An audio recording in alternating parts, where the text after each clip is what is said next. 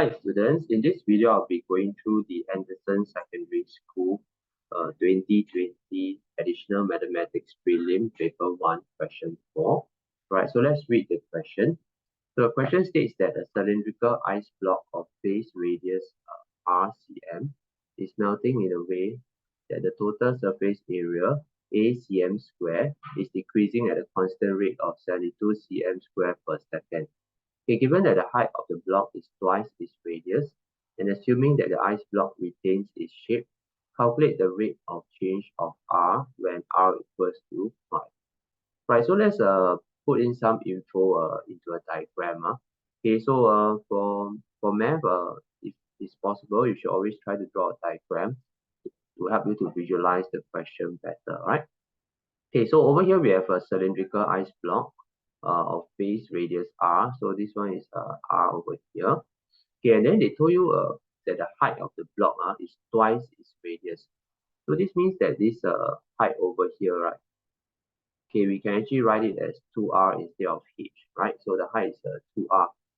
Okay, then now let us summarize the whole question in one statement. So as I always mention in my rate of change video, we should always try to summarize the whole question in one sentence so that we know exactly what we want to find and what are the information that we have. Right, so over here, they want you to calculate the rate of change of r. So this means that they want us to find dr over dt.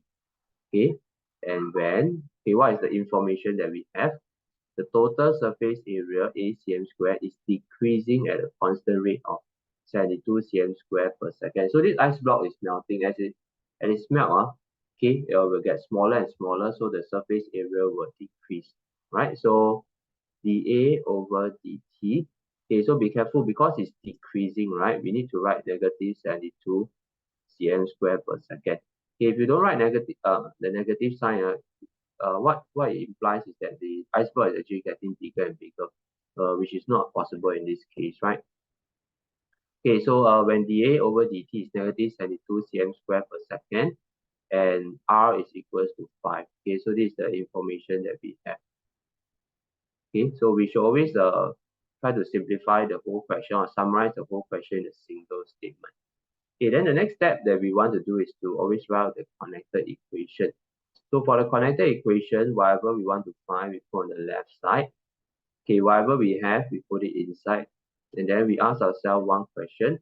What can you multiply to dA dt such that we can get dr over dt? Okay, so it should be quite obvious that we need to multiply by dr over dA. Okay, so dA over dt we already know is negative 72. Now we need to find dr over dA. Okay, so we always need to come up with an equation that links a and r. Then we differentiate, we will be able to find dA over dr, right? Then dr over dA is just the inverse of dA over dr. Okay, so the area, so over here now we have a cylindrical block, and you must be careful that A is the total surface area. So it's not just the curve area.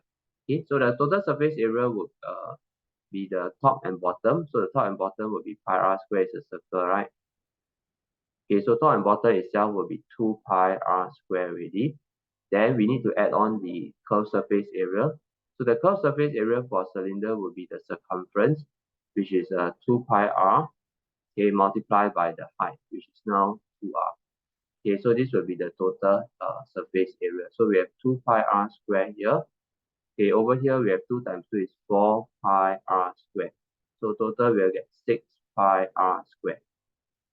Okay, so let's find dA over dr. So you can do that very easily. Very easy to differentiate this one. We get 12 pi r.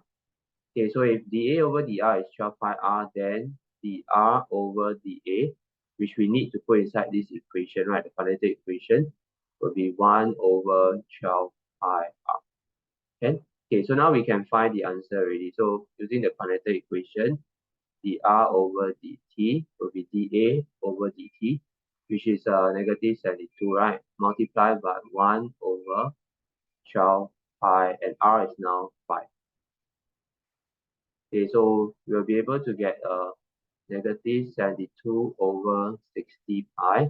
And if you put it into the lowest term, you'll get 6 over 5 pi.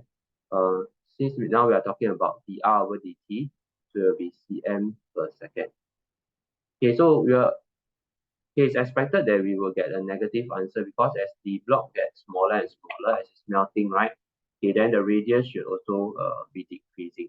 Okay, so a negative answer is the correct one, right?